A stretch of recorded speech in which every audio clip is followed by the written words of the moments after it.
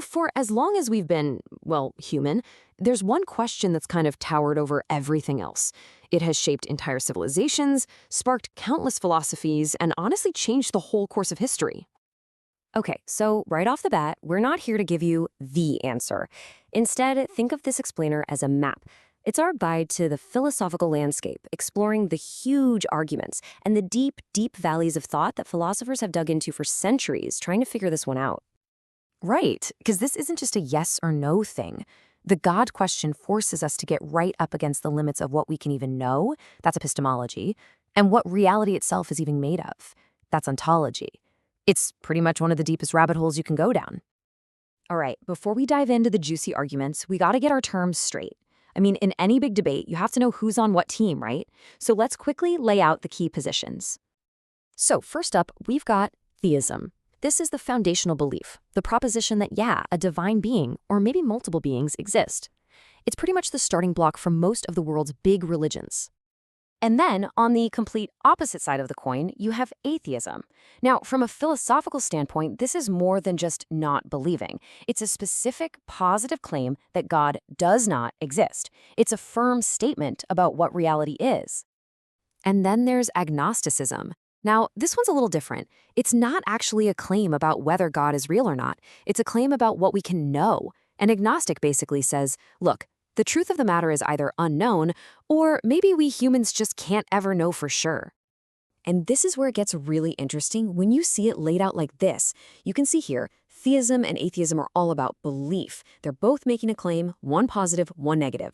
But agnosticism, that's all about knowledge. It's a position on certainty, not belief. A subtle but super important difference.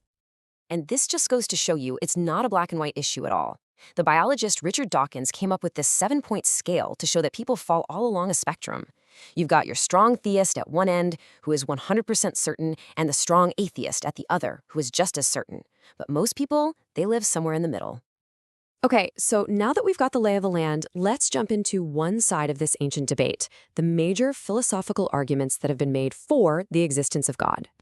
All right, one of the oldest and honestly one of the most intuitive arguments out there is the cosmological argument. It kicks off with a really simple observation. Things don't just pop into existence from nothing, right? Everything seems to have a cause. So a really popular version called the Kalam cosmological argument breaks it down like this. 1. Whatever begins to exist has a cause. Seems reasonable. 2. The universe began to exist. And 3. Therefore, the universe must have had a cause. And this uncaused first cause, the thing that got the whole chain of dominoes falling, well, that's what proponents call God. Of course, the immediate question is, okay, so what caused God? And the classic response is that God is eternal, outside of time, and never began to exist, so the rule doesn't apply. And right there, that's where the real philosophical fireworks begin. Next up is what's called the teleological argument, or you might know it as the argument from design. This one shifts our focus from cause and effect to the incredible order and complexity we see everywhere, from the perfect orbit of planets to the mind-boggling machinery inside a single living cell. The person who really made this famous was the philosopher William Paley with his watchmaker analogy. The idea is super simple, right? If you're walking on a beach and find a complex watch, you wouldn't think, oh, the wind and waves must have made this. No way. You see the gears, the springs, all working together, and you know there was a watchmaker. Paley's argument was that the universe, which is infinitely more complex, must also point to a grand designer. So the whole idea boils down to this.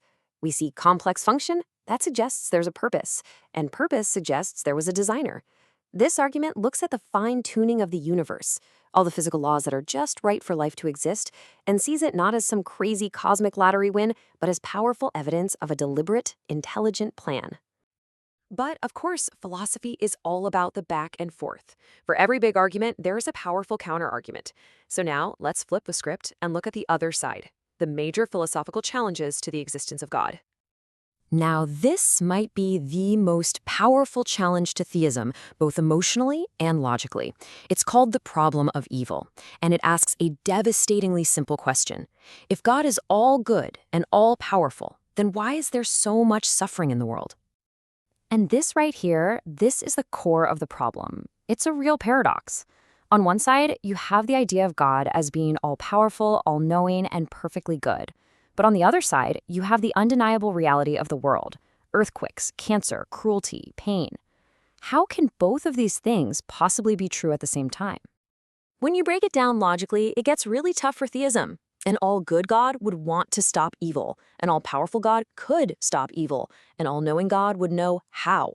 And yet, evil and suffering are everywhere. The argument is that this seems to prove that either God is missing one of those key attributes, or that this kind of God just doesn't exist. Okay, remember that watchmaker analogy we talked about? Well, here's the direct comeback, the argument from poor design. This argument looks at the universe not for its perfection, but for all its flaws, and it asks, if this was designed, what does that say about the designer?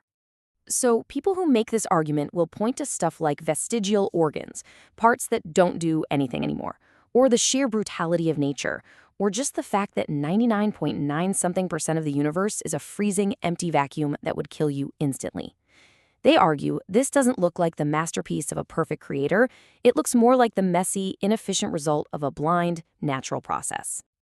And that brings us to a really fundamental question in any debate. Who has to prove what? This is the burden of proof principle. The philosopher Bertrand Russell came up with a great way to think about it, called the celestial teapot. He said, if I claim there's a tiny teapot orbiting the sun, it's not up to you to prove me wrong. It's up to me to provide the evidence. And the argument here is that the same thing applies to the claim that God exists.